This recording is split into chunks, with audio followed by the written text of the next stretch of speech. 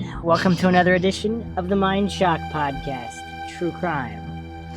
This is Bruce McGuire. Rob Davis. Will Powers. Today, we're going to look at the Brianna Maitland case. This case is connected to the Maura Murray case. Some people think a serial killer is responsible for both their disappearances. We haven't really talked about Brianna Maitland much, and this case is a little weird in its own way. It looks to be a little bit more solvable, or a lot more solvable than the Maura case, but the circumstances are definitely strange. People aren't talking. The police didn't investigate properly. There's a lot of parallels to the Maura Murray case, and it happened only a couple weeks after, or six weeks or so after, in Vermont. So on March 19th, 2004, 11:20 p.m., 17-year-old Brianna Maitland clocked out of her job. She worked at Black Lantern Inn in Montgomery Center, Vermont. She had a second job as a waitress in St. Albans. The Black Lantern had been busy, and earlier in the day, she had been shopping with her mom, Kelly. So she was super tired, and she told her fellow workers she couldn't stay for an after-closing dinner. Wait, 2004, so that's the same year as Maura? It's a month and 2 weeks after. It's a month after. A month and 2 weeks, yeah, right. March. Okay. Less than 2 hours later, her car was spotted a mile from the inn, backwards into an abandoned roadside farmhouse. Like, broken through. Yeah. And it's one of the creepiest pictures of any crime scene you'll ever see. It's just really, really bizarre. And her car is like an old car, too. So and didn't the cops say, like, oh, I thought it was just there, it didn't look suspicious, so I drove by or something like that? This case has a lot of police ineptitude as well. Like, if you see a car through a building, you're like, oh, yeah, I just thought they were hanging out. I don't know what's up with that police officer, but, yeah, so, and the headlights were still on. There were 2 uncashed paychecks on the front seat.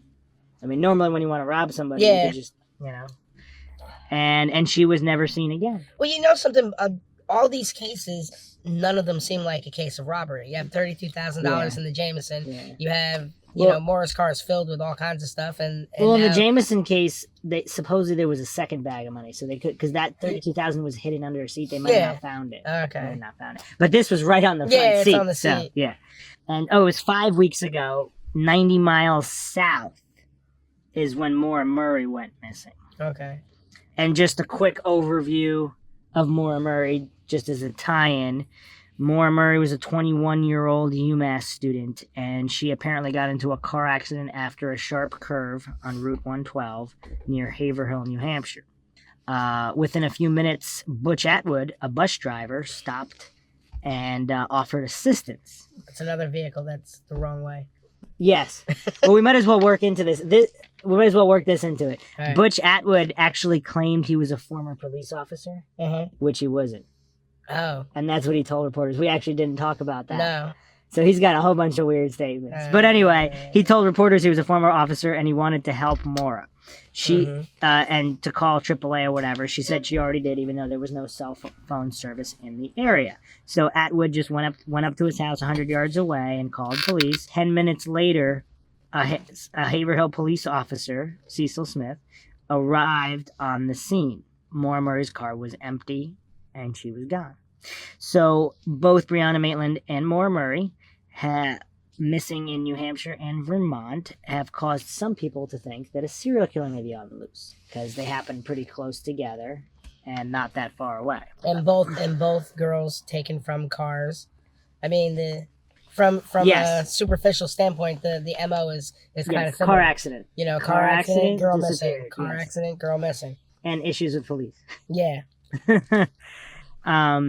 Like, what if the serial killer is part of the police department? Ooh. It's messed up. Yeah. That's messed up. And so the Brianna Maitland case has more to do with drugs. So just as a quick background, but like basically all crime, including murder rates in the 50s and 60s, were either zero or just a couple. So like New Hampshire and Vermont used to be really, really low crime states. And then in the 70s and 80s, then crime started to pick up. Well, isn't And- New Hampshire now like the leading obituate death in the United Not States? sure. I think New Hampshire is... That's so weird because I know New Hampshire as the Free State Project.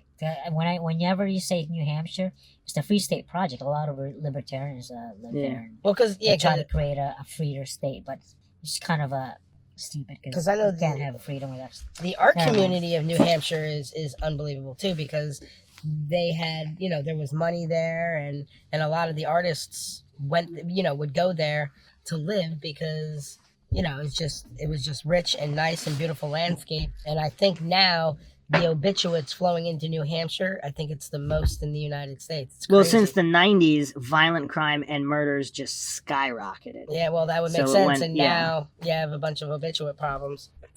Now here's a tie-in we have to do Everybody with taking the Moore Oxycontin and Oxycodone and- in a future tie-in. But so from 1970 to 2004, about 30 women vanished Oh, shit. in Vermont and New Hampshire. Not under these circumstances, Yeah, just yeah, in yeah, general. but just left, yeah. But is that like a high number based on like compared to other states? It's pretty high. Like what's like? I don't have the other state statistics. Well, it's pretty high. It's incredibly high relative to those states in the past. Okay, got it. So It's a white slavery Okay, so ring, I'm out of- telling you. out of all those states, out of all those women, 10 were found brutally murdered. 19 remain unaccounted for. And there's also over 60 unsolved homicides in Vermont and New Hampshire during that time. If it's a kidnapping sex ring, and they're not participating, they're gonna get murdered. I'm telling you, there is a problem with a slave trafficking ring in the United States. People disappear from all the major cities, and they get sold. There's a slave It's trafficking. insane, especially It- Washington, D.C. It is crazy. I know people don't like it being brought up, but it is crazy, and they could have Yes. been taken. Yeah. And then the Everything's ones that were I ones that always were think found about were that. dead. But people don't like to talk about it. People don't like it's to put disturbing. it. It's It's really disturbing. disturbing. Well, yeah, but you have to talk about it if you really want to solve this. because problem. when you look at the slave trafficking, they a lot of times they like to pump them up on drugs to make them a little Yes. more whatever, or just completely clueless to the situation. But the ones that are problems, they end up either overdosing or getting killed, and that would be the ones that were found murdered. Well, the Maitland case is a little different because there are some local. Well, I'm not saying her. I'm suspects. just Yeah, saying yeah. the dead people, local suspects who kill people. Well, local suspects who knew her and she knew them, so it's not like Maura where everything's a question. Oh yeah, mark. yeah. But I wasn't There's, saying like, her. definitive- I was just yeah. talking about the statistics of the missing women and then the ones that were found dead. Yeah. If someone's kidnapping girls and trying to sell them. All right. So, have you guys heard of the Valley Killer? No. So the Well, Valley. Maxwell? No, I've never heard of that. So Sorry. in the Didn't answer for you. in the 70s and 80s, there was a lot of young women murdered in both New Hampshire and Vermont, Mm-hmm. and the media called this the Valley Killer. Okay. Remain unknown to this day. So there were at least 7 women attacked, 6 were killed, and some of them physically resemble Maitland and Murray. So that's the type of victims that he picked. The people pointing against it being the Valley Killer is that he took a break for 15 years. I mean, although that has happened. Serial killers that have been Yeah. found. For some reason, they take a break. Or they're And- in jail, because if you haven't caught them, you don't know if they're incarcerated or. But a lot of the ones that weren't incarcerated, Mhm. they for some reason had a need to kill. Then something happened and it subsided, and then something else in their life triggered it again, and they had to go back to doing it. So there is some precedent for that, but it's not. It's pretty rare. They got a job Usually- as a clown. They yeah, worked the as a clown usual- for 15 years, and then the circus closed, and they had to go kill again. Clowns are messed up, dude. Usually from the FBI profile, serial killer profiles, a killer is going to escalate. They always Mhm. escalate. Yep. So when they kill, they're going to kill more and more and more and more. And they don't usually take a break It for gets easier after X the first money, one. or their need increases. Was there ever like let's say like a pattern killer like once a year? Like I don't know. I Like, think not- there were those, yeah. But Is So, but the there, common thing is like the escalation, like yes, so the it's- escalation is very common in serial killers. are there any DWBs in the area? I don't It's know. a serious question because, are there any cults or devil I don't worshipping know. bastards I don't in know. that area? I don't know if they looked into that too much. I don't know. But hold on. So The police, That's legitimate, Maxwell. the police, I know. the police. Because if there's kidnappings and murders, do we know if any of them were ritualistic in nature, or were they just like more serialistic? Like There was, yeah. no, like tied down and Nope. ritualistically Nope. killed. And, Nope. Alright. The police say there is no reason to believe that a serial killer is on the loose. Don't they always say that when there is, Yes. though? Okay. To keep people from being afraid. The police also maintain that unsolved cases are not connected in any way. Yeah. The Maura Murray and Brianna Maitland cases. Okay, Bruce Maitland, Brianna's father, says just because there isn't any evidence is not a reason to close the door on that theory or any other. If you look at the vital statistics on all of these missing women, you'd see right away that most are startlingly similar. If none are related, then that means there are good 100 or so individual murderers out there roaming about, free to do anything they want. Well, a lot of crimes are crimes of passion and emotion, so once they kill, they don't do it again. So, but I was gonna say area of influence. You can't have multiple murders in one state where something doesn't cross something. You know what I mean? Like, so it wouldn't necessarily have to be 100. Because I can't see if 100 people get killed. I don't think you're gonna have 100 murders. Someone's gonna have to dip into, multiple killings, even if they're.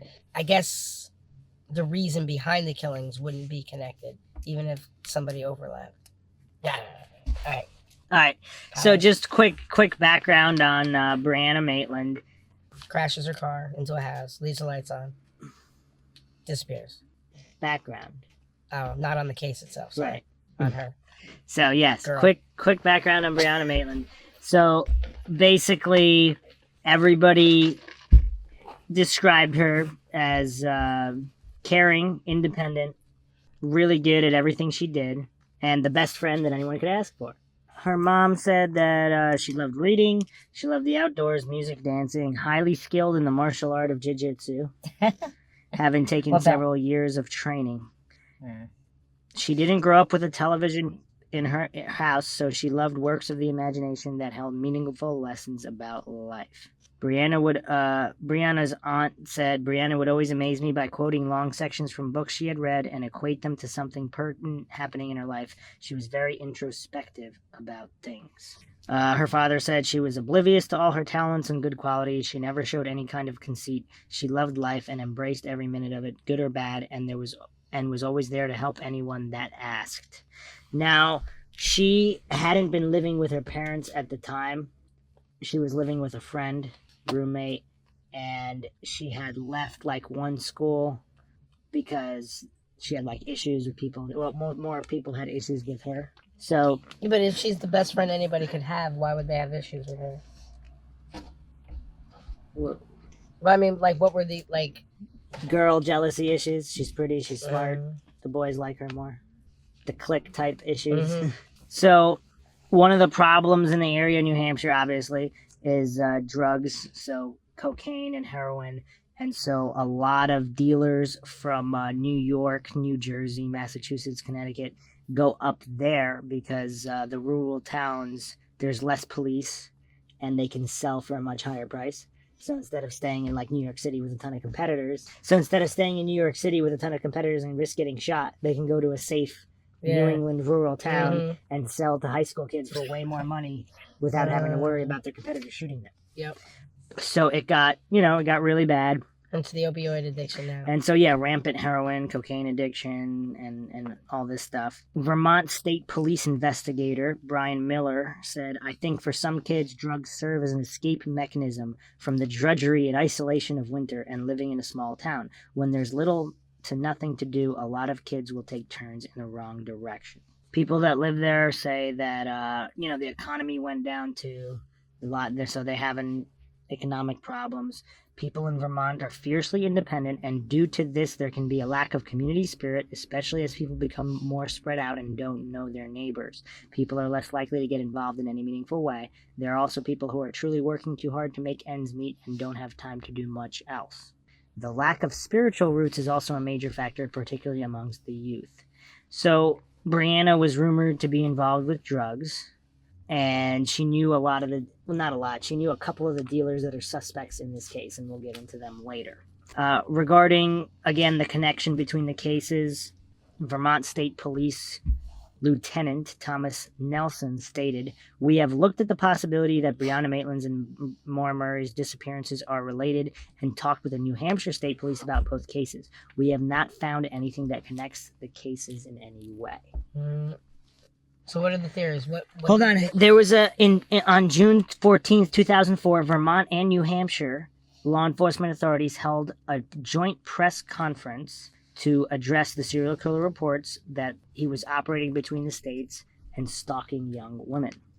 At the conference, Lieutenant Nelson stated that Maitland made unhealthy lifestyle choices in her life prior to her disappearance.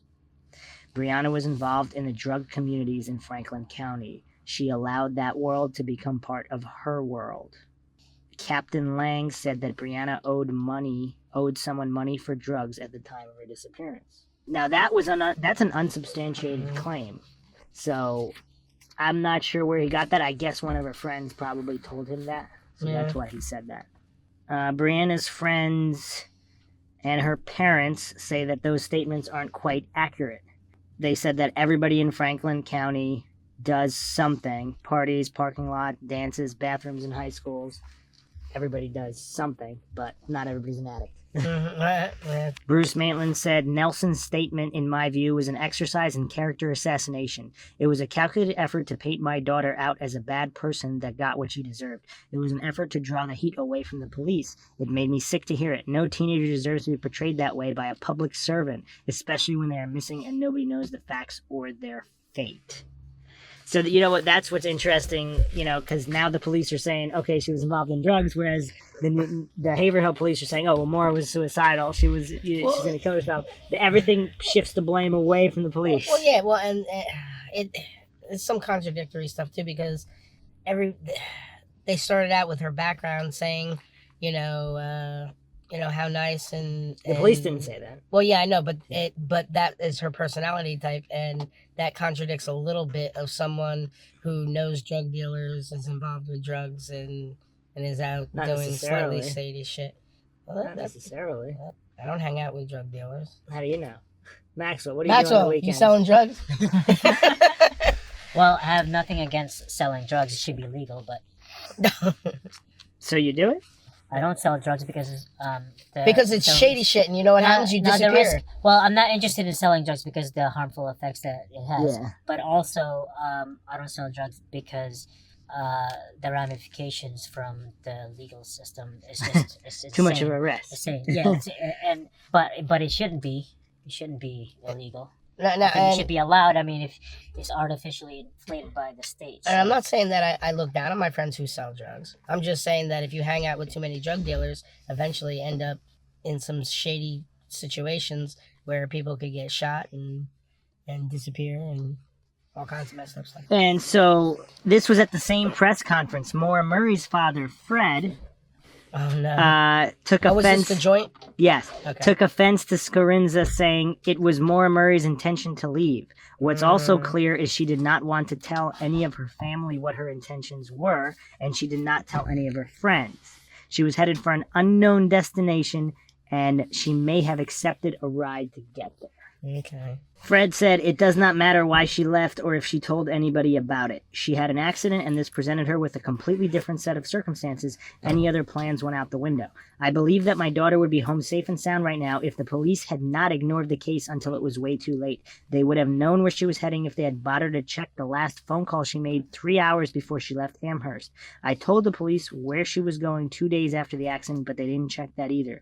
The police failed to follow their own procedures and are now striving to prevent this from coming to light. Maura probably did get a ride with one or more of the area's multitudinous sex offenders who law enforcement can't catch because they waited too long to get started. Where did Fred tell the police I that believe she was going? I believe he's just referring to Bartlett or east of the accident site, and they never searched east. I'm pretty sure, because I don't think he really knew. He just said she may, because that was the area that they had visited, and that's simply east where they didn't look. Because he had mentioned that a couple times. Why didn't they look east? I don't think he's talking about an exact. All right. Yeah, he's just in general. Because they just looked back the other way where she had never been. I'm pretty sure that's what he's Yeah, referring to. Yeah, but also he said that if they didn't look into it fast enough, like they were there the night of. Wait, what do you mean?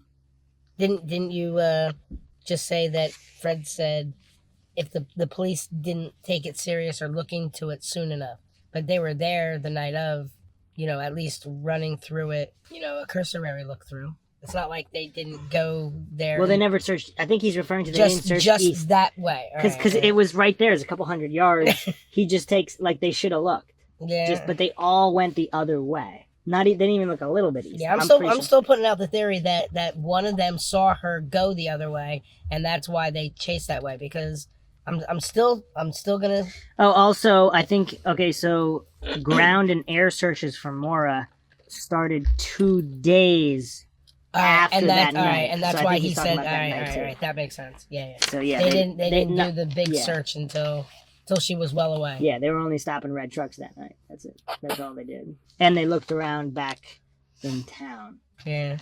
Oh, actually, we never talked about this, but apparently Fred Murray wanted to have America's Most Wanted feature Maura Murray. They didn't do it? The police would not provide John Walsh a copy of the report on the case so she could be featured. Oh shit! And that's also one of the things at the beginning that got Fred Murray really angry with them because now they're getting in the way of getting more publicity out to help find her, just because they don't want to show anything.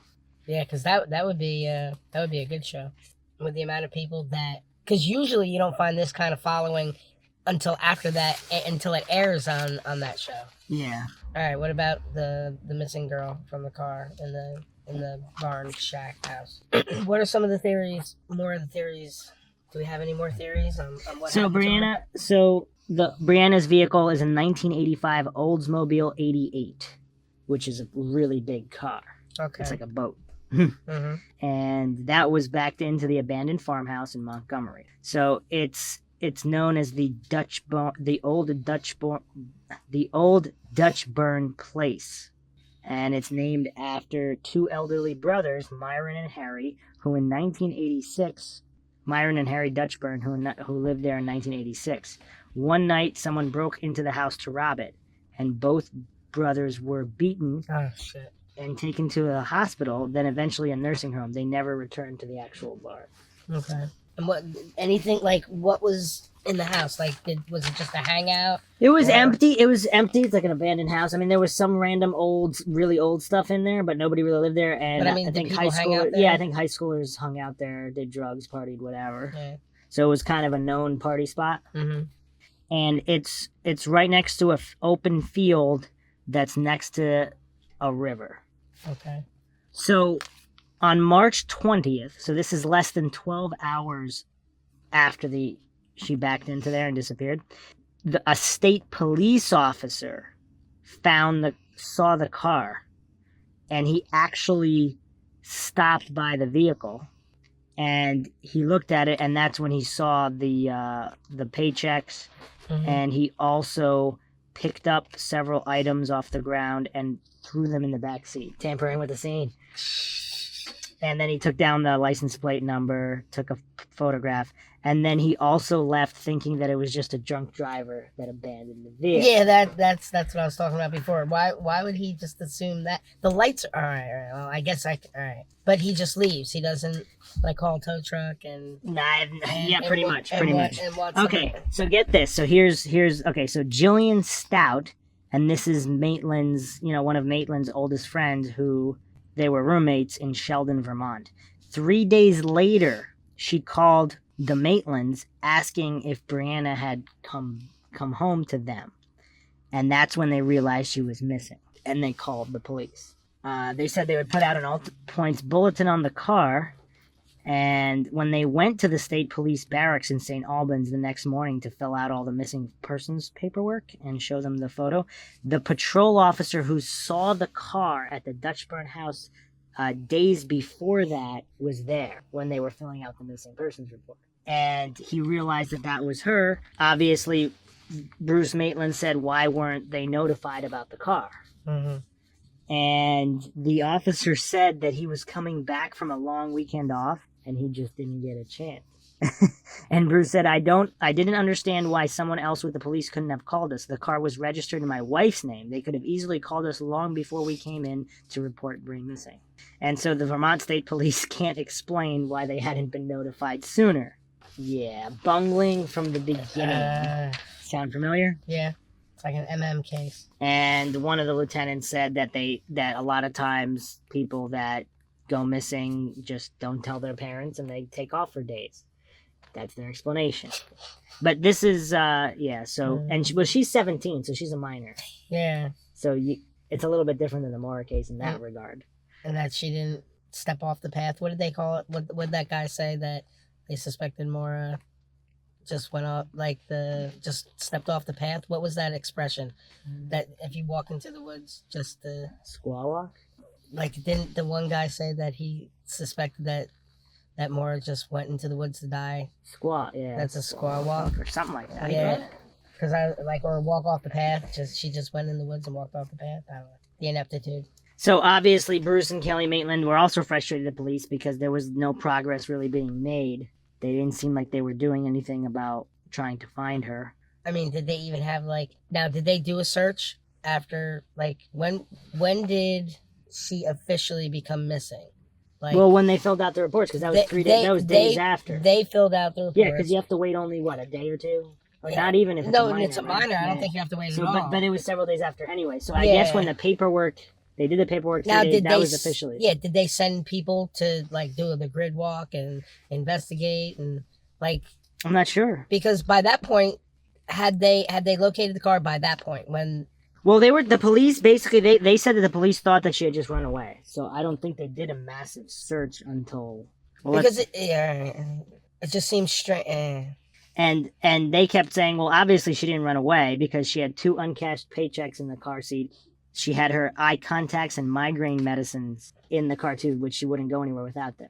So it's kind of obvious. Yeah, so that makes them think that it should be a little more serious. Also, they pointed out that the car was actually her grandfather's car who died, and that she really liked that car too, so she wouldn't just leave it that anyway. But she's so she's gone now. It took 9 days for anyone to be interviewed. So that's when they went to where she worked, the Black Lantern Inn. Mm-hmm. And they were getting annoyed with Bruce Maitland. So, and supposedly one source who remains unidentified said that one police officer told Maitland, or told the other officers, for every call he got from the Maitlands, he would work all the less on the case. Oh, jeez. That's messed up. Yeah. That's really messed up. Yep. They also didn't take any fingerprints for Brianna Maitland. So her vehicle had been impounded for months and they didn't do any fingerprints. And they waited months to request DNA samples from Bruce and Kelly Maitland. So they basically did almost nothing for months. Also, one of the main suspects they had, and we'll get into the suspects list in a little bit, Kelly Maitland said, worst of all, they told us that people we were told had snatched or killed Brianna were in prison at the time of her disappearance, and now it seems that was not the case at all. Because one of the major suspects supposedly was in prison, but then they found out that he wasn't. But the police had told him he was. Mm-hmm. So everything's kind of messed up. Well, yeah, but then that makes me, if they're going to do that, then that makes me question the serial killer that they found an alibi for Maura. Remember, they're like, oh, he's over there, and we have footage of him going through a toll booth, so he didn't do it. What if that was a lie, too? I don't know. 20 days before her disappearance, so this is February 27th, Brianna Maitland was at a party with friends, and there were other people there she didn't know. One of those people, Keely LaCrosse, attacked Maitland. So she had 2 black eyes, facial cuts, and a concussion. Supposedly, Brianna didn't defend herself. So she ran away from the party and went to someone's house where she called her dad, who picked her up. The next day, she went to the hospital, and then she filed a complaint with the police, and they took her picture. So she had a really busted up face. The complaint, which was still pending when she disappeared, was then dropped by the Franklin County District Attorney's Office. And her parents didn't want it to be dropped because that's still a crime. Now, at the exact time the complaint was dropped, Vermont State Police, with the U.S. Border Patrol and U.S. Fish and Game, raided a house in Berkshire, Vermont. This is 10 miles from Montgomery. The police were acting on a confidential tip that Brianna Maitland was being held against her will in the house, and that two drug dealers, Ramon L. Ryans and Nathaniel Jackson, may have played a role in her disappearance. And these are the two main suspects in the case. Now, going back to the attack, there's a couple things that don't add up with the story as well. So supposedly it had something to do with a guy, and that's why she attacked her. Some people, there were other testimonies that said that Brianna was actually taking a nap in a truck, and that she was attacked while she was sleeping in the truck by multiple people, not one. Just background info. So it was a messed up. So we don't have a copy of the actual complaint, so we don't know who she names or the exact details. But definitely interesting, and definitely interesting that was when the complaint was dropped, that they did a raid on this house. Because the rumors at the time were that Brianna was kidnapped against her will and taken to some house where she OD'd. That was the main thing. Got it? So when they searched the house, there was no signs of her. There was marijuana, cocaine, handguns, and other drug paraphernalia. And police arrested everyone in the house. And everyone in the house admitted to knowing Maitland. But they said they didn't know where she was or what happened to her. Kind of like all the people on the street who should have seen Maura in the car, and they all say, except for the family that goes down. Because people pleading ignorance just seems to overwhelm both cases. Yes. Well, okay. So Jackson was arraigned and released pending trial without bond. He left the state, and Ryans left Franklin County and went to Burlington, Vermont, which is 30 miles away. He moved into the apartment of a 25-year-old single mother, Legia Ray Collins. You following, Maxwell? Ray Collins. On July 4th, 2004, midnight, Legia Collins disappeared. Ramon Ryans was still with Collins at the time, and he was the one that reported her missing. Burlington police now are investigating Collins' disappearance. On July 12th, a little more than a month later, they attempted, so they were following a 52-year-old guy named Moses Robar, who was being pursued. He pulled over and shot himself in the head. I guess he didn't die. 2 days later, Robar died in the hospital, and Legia Collins was found murdered in the Green Mountain National Forest in Lincoln Gap, Vermont. A week later, 2 people were arrested for Collins' murder. There was, in the confession, Ryans' name was lost. Law enforcement officials said he left Vermont and returned to New York City, and he was put on Vermont's top 10 most wanted list. Okay. A few months later, May 23rd, 2005 now, Ryans was arrested in New York City.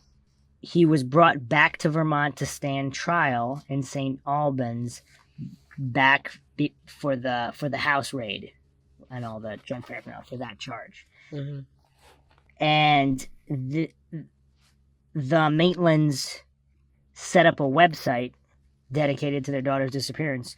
They received tips about a man called the Joker. This, a drug dealer. He was identified as Jorge E. Soto of Springfield, Massachusetts. He was an associate of Ryan's. Ryan's name was Street, and Nathaniel Jackson nickname was Low Jackson.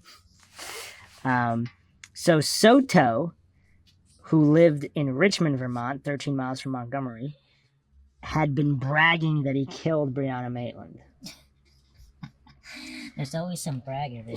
And people said that he was famous for killing a puppy at a party with his bare hands because it was barking. He would also brag that he was untouchable by law enforcement. When he was questioned about killing Brianna, he told them that he just made them up to appear big and mean, so that people who owed him drug money would take him seriously. Mm-hmm. Now, after the police questioned him, he continued to tell people that he killed Maitland. And he even told some people that he buried her body in a St. Albans cornfield behind a house. Okay. June 2005, Ramon Ryans appeared in court in St. Albans and pleaded guilty to possession of cocaine and marijuana in the house raid. The judge sentenced him to 45 days to 1.5 years, with all the time suspended except for 45 days. And then the 45 days were taken away because of the time he served. And they amended his cocaine charges from a felony to misdemeanor because Ryan spoke with the police about Maitland. He also submitted to a polygraph test. The tests weren't released at this time, but they were said to be inconclusive.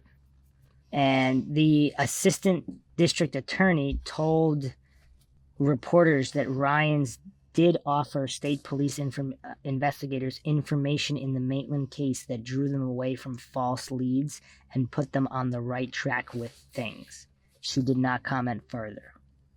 Like her So basically, he gave them some kind of info. Mm-hmm. Now, but we're not sure. Other PIs on the case said that he lied about the info and got his sentence erased, and he was really responsible for her death, or knew who was, and he assisted in getting rid of the body. Like, one of the main PIs on the case thinks that. Mm-hmm. So there were plenty of other tips, and they all named Ryans, Jackson, and Soto in the disappearance. Bruce Maitland said, "This guy made a mockery and a joke out of the police and the court system. From what I know, he gave the police nothing. He destroyed countless young lives in Vermont, and by sending him back on the streets, he'll keep right on doing it." Yeah, shit. They also wanted to get the FBI involved in the case, but there's nothing. If they can't prove serial killer across state lines, the FBI didn't really do anything. You would think that, because I guess they don't do run-of-the-mill kidnappings, really. Okay, so let's get to a couple of other points. October 31st, 2005. Tom Patras, one of the Maitland's former neighbors and friend, was found murdered in Montgomery, Vermont, just a few miles away from Briana disappeared. Patras was 47, and he was discovered dead with Valerie Papillo, 36, who had come to his house to have dinner. He was shot in the head, and Papillo was severely beaten before being shot in the face. So obviously there were rumors that the killings were related to Brianna's disappearance. But a couple from Connecticut, James Riccitelli, 51, and Elizabeth Gagne, 29, supposedly heroin addicts, went to Montgomery on October 30th to look for two men Riccitelli had worked with at Jay Peak Resort. The couple were attempting to buy drugs, and when they went to Patras's house, he told them he didn't have any, so they killed him. A week later, the Maitlands received a confidential tip concerning a 32-year-old man named Gerald T. Montgomery. Supposedly, Montgomery was an associate of Ryans and Jackson. On March 8th, 2005, Montgomery had raped, beaten, and strangled to death a 31-year-old Laura Winterbottom. In December, the Maitlands received another confidential tip about a young St. Albans man that Briana knew who had been close with Ryans, Jackson, and Soto. The message said that the young man had committed suicide and left behind a note with details about Briana's disappearance. The guy committed suicide on October 8th, which is Briana's birthday. Anything? So Again, nothing ritualistic. February, the It keeps state. seeming like it's going to lean that way, and then So there was a sighting of someone who resembled Brianna, surveillance footage, Caesars Casino in Atlantic City, New Jersey. And a guy in Vermont was gambling there and saw her and reported it. Because he said there was a woman there who looked like Brianna. So obviously very poor quality video, and she looks older than Brianna Maitland. She's also with a man who appears to be in his 40s. And Bruce and Kelly cannot positively identify her. Okay, so remember the joint press conference we mentioned, 2004? Murray and Maitland, so Fred Murray and Bruce Maitland, they wanted law enforcement to look into the possibility that not only the serial killer possibility, but the possibility that they had been abducted for purposes of slavery and forced prostitution. there you go. Bruce Maitland said that they laughed at the slavery theory, but in 1999 and 2000, there were several cases of young women in Burlington, Vermont, who were forced into prostitution in New York. Jose Rodriguez, a convicted felon who lived between Vermont and New York, was arrested and charged with operating a prostitution ring and statutory rape. He was also a suspect in the death of a 16-year-old who at the time was a ward of Vermont's Social and Rehabilitation Services Agency. Jones was found dead in a New York apartment building where supposedly was known for prostitution. The Burlington Free Press reported that men like Rodriguez come to Vermont to target young women to be forced into prostitution. They sell heroin cheaply to get them addicted and then manipulate them into selling themselves for more heroin. An FBI profiler has stated, based on the materials I've seen, I would not rule out anything, including a serial killer in one or both cases, especially the Murray case. With all the media and Hollywood focus on these type of killers, they have become all the smarter and devious. I also wouldn't rule out that either state could see a reoccurrence of these events sometime soon.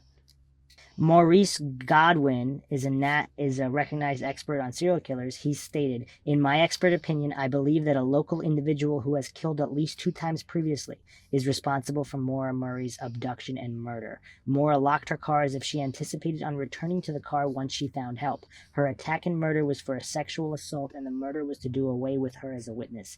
Yes, I believe a stranger serial killer is responsible for Maura Murray's disappearance. Godwin states that the facts in the Maitland case point to abduction or foul play committed by someone Brianna Maitland most likely knew. So that's the basic outline of the case. Kind of complex. Complex outline? I mean, there's so many, there's so many variables. Yes.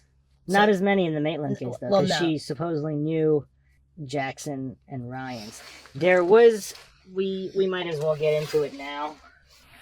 Well, every day the more one gets more complex because every day more stuff comes out. Who's to say, like, if they don't find Maitland? There were a number of developments in the Maitland case. One of the most shocking. Maxwell, get ready. Shocking. Is a police affidavit. So we remember Legia Collins, who lived with one of the drug dealers. Mm-hmm. So she was murdered, and then that was the end of that. She was disappeared. Okay, so apparently Ellen Ducharme was convicted in the 2004 drug murder of Legia Collins. Debbie Gorton is the sister of Ellen Ducharme. Gordon claims Maitland was killed by Ramon Ryans 1 week after her disappearance, and her body was disposed of on a pig farm. She said Ryans killed Maitland over drug money. She gave him a couple $1,000s to buy crack cocaine, but asked for the money back. And there was an argument, and she was killed. Gorton claimed that Ducharme told her of the murder and that Maitland's body was in Ducharme's basement at one point. There's another Burlington Police Department report, supposedly, from March 2006, where Gorton suggested that her sister and Moses Robar and a couple others were involved, especially in disposing of the body. The police stated, "We have no reason to believe that there's any truth to this statement at this point." So what do you think about that? I mean, I'm sure the police followed up with the story, but they can't really identify where the pig farm is. Supposedly it was kind of close to the location where she went missing. What do you think? Oh, another interesting we didn't go over. One of her, when she was shopping with her mother the day before going to work, someone approached her and warned her not to go to work that day. That person has not been identified, and her mom doesn't know who. She left. It was outside the store. Did the mom see it? No? Vaguely. I think she went the mom to fill saw a figure. somebody. A figure, yeah. And yeah, so also that morning she got her GED. So she was done. So some people theorize she wanted to separate from her drug dealer friends, and they didn't take too kindly to that. They didn't want anybody getting out. Also, there are rumors that connected the assault that she was, that they thought she would tell the police about the drug dealers in that circle of friends. So that's why they killed her. Oh man, really should have a better reason than that, Maxwell. So I didn't know she didn't finish school. She dropped out of high school. That's what I mean. She I got her didn't know she GED, did. Yeah, because she was. I wish there was an oxygen special on her that I could watch. There's a lot of local rumors about the case, and supposedly the same people keep getting named. And Bruce Maitland was threatened, he went to a house and a guy threatened him and said, "You're gonna end up like Briana," or something, just really messed up stuff. That's just mean, right? Though. Yeah. There's no A-frame house. Also, there was DNA removed from the car, and it looked like there was a struggle and all that stuff. And well, I mean, if the lights were left on, that, I guess if, do you think someone was in the car and they crashed, or do you think she crashed on her own? So one of the lead theories is that she got either flagged down, or someone jumped into the road and there was another car that blocked it off, that forced her off, or that she was meeting, or someone she knew flagged her down friendly, and then it escalated, so they were in the car doing drugs or something, or a forced overdose is one of the other theories, because they did find her vomit in the car. Oh, that's terrible. Yeah. So. But the car was backed in, right? Yeah. So the theory is she's trying to U-turn to get away. Or were they just trying to kill her and she just put her foot on? I don't know. Yeah. Either one of those. Yeah. But if she crap. All right. When I guess if she vomited in the car, that doesn't bode well. Though. No, not at all. That bothers me more than, I mean, yeah, I don't know. Both of these are so strange because people can't keep secrets too well, and there's an awful lot of people with both these cases keeping secrets and not slipping up. You know what I mean? People can't keep a secret when there's two people. How can an entire town and family and police force, how can they all keep secrets? Yeah, it's definitely weird. Also, her ex-boyfriend supposedly was driving home from Canada and spotted the car, but didn't report it or something. And then they later found out that he might have been lying. There's a whole bunch of shadiness with everything in this. Well, yeah, because if you saw your girlfriend's car backed into a house, you just keep going. You wouldn't don't call anybody. You'd get out and go investigate. But then supposedly somebody said that he wasn't in Canada and he was somewhere else and he couldn't have been driving by, so he lied about the whole thing. But for what reason, we don't know. And what's his name? Do we know him? I don't know. We need to find out his name so we can investigate.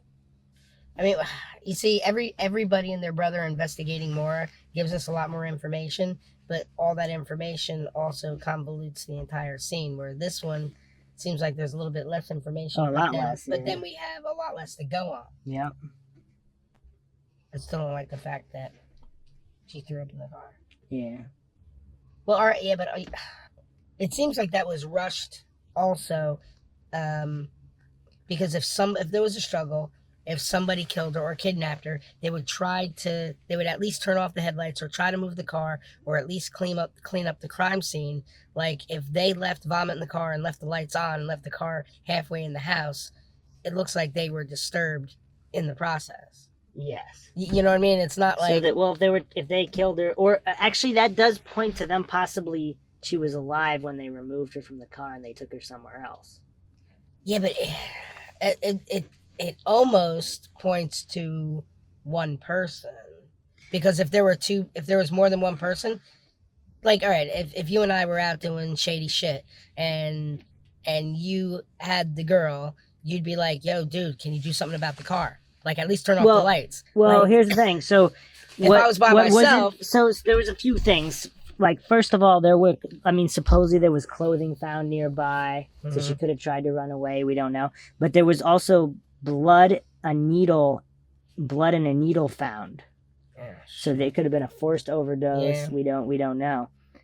Yeah, but I'm saying if there was a forced overdose. Yeah, but you want to know something? With forced overdoses, usually they leave the body because it's a setup. You know what I mean? Because, like, you don't hear about people trying to do a forced overdose to kill somebody and then take the body and then hide the body. Like, if they're gonna, you know what I mean? Because they do the forced overdose so that it looks like she overdosed on her own. They would leave the body there, and then she would be discovered in her car, and they'd be like, oh, well, she was taking drugs.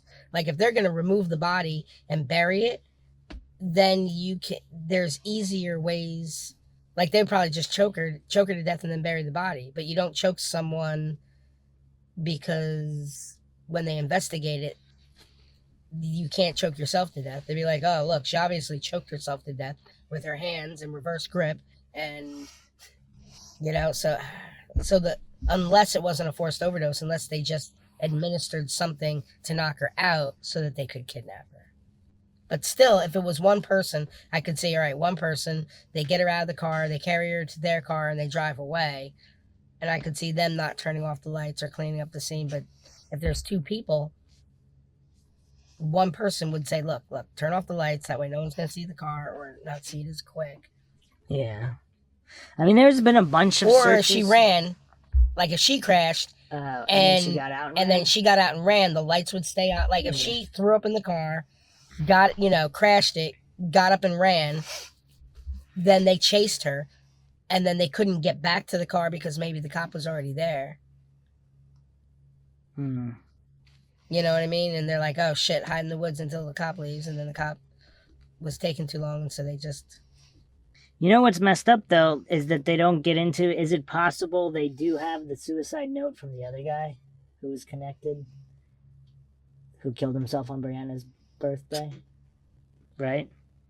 And what, the cops would have it? The cops, I don't think, if that implicates somebody, they might not release it. Or if it's is the investigation still open? What? I mean, I believe so, yeah. Well, I guess it would have to be open because it's not solved. So they couldn't officially close it. Right. But I mean, it could go like cold. Like, are they actively? I don't think they're that active. I mean, there was I don't know how that works. Yeah. Well, I mean, it's been more than 10 years, so they're not really doing anything. 14 years, right? Yeah. It still looks like a rushed crime scene. Yes. Brianna's current boyfriend lived within walking distance of the place where her car was found. And then in this case, there's also a mysterious white truck that was seen in the neighborhood.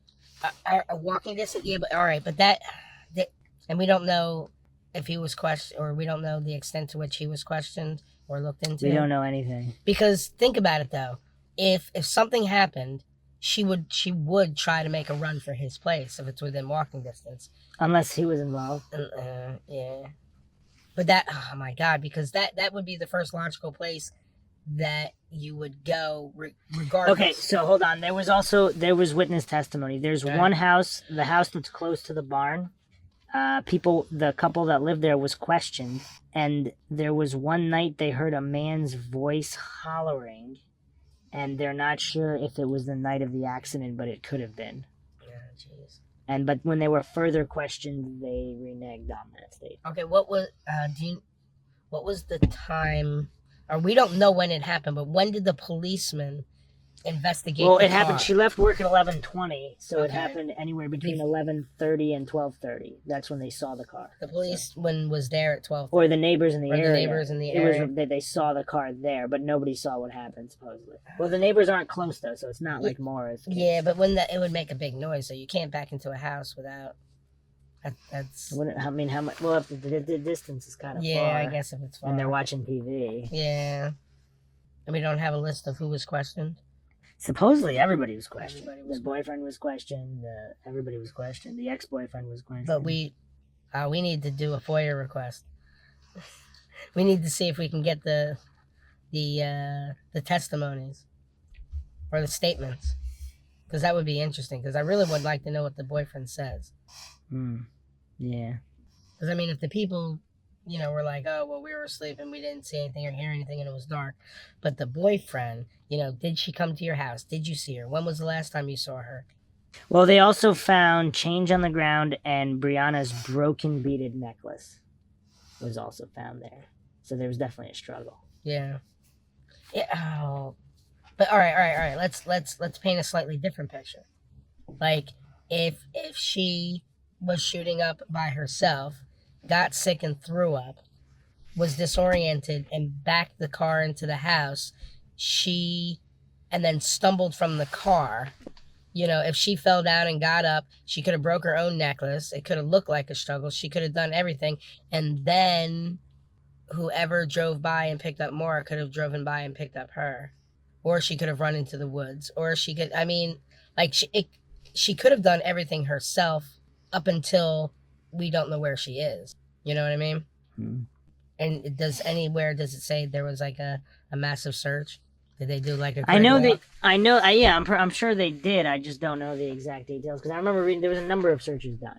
Yeah. There was a number of searches done. So she couldn't have just stumbled into the woods. Right? No, they searched. Yeah. Because it just seems so weird that the cop would leave the car there. Like if the cop left the car there with the lights on, then what else did he leave? Who got the car and when did they get the car? Is there any information? Is there any police report? I'm sure there is. We need to see if we can get the. Actually, there might. I mean, for the next podcast, we should. I know the PI. I think one of the PIs was involved in actually getting the DNA evidence and all that stuff. Because if we can get a police report, and like just reading the police report would give us a little more information. Because right now everything is so vague.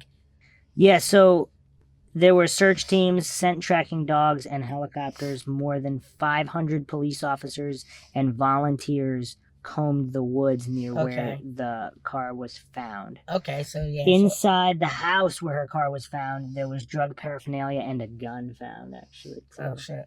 That might have had nothing to do with her. Yeah. Some people think that there was a drug den going on there, and if she had had a car accident, literally crashed, but it was backed in, so it couldn't have really been that. But well, I mean, but think about it. If you're selling drugs, or if you're just doing dubious shit, hiding in if it's a drug den, and someone drives a car into your drug den, your drug house, you might go down and, you know what I mean? I mean, because I mean, yeah, it's rough. It could be as simple as that too. Because I mean, if she was just fell afoul of her own proclivities and then was tad disoriented and smashed the car into a drug den, whoever's in there might pull her out of the car and rough her up a little bit. Yeah. Without any like, oh, we're gonna kidnap you, oh, we're gonna kill because like, can you imagine if you just took a car and went to some drug den and drove your car into the drug den? Like, you might disappear too. Yeah, but you wouldn't be backing into it. No, but I'm saying like, all right, if we went, a couple towns over to one of the nasty areas and spun our car around and backed into a drug den, they might rush out and pull us from the car and dispose of us because we just messed up their drug practices and, dealing and selling. Yeah. It might be as simple as that. Because, I mean, if she was, we don't know, but if she got disoriented all on her own and had a car accident, All right, well, hope you guys enjoyed another episode of the Mindshock podcast. We'll be back next time. It's Bruce McGuire signing off. Brooke Davis. And Master Powers.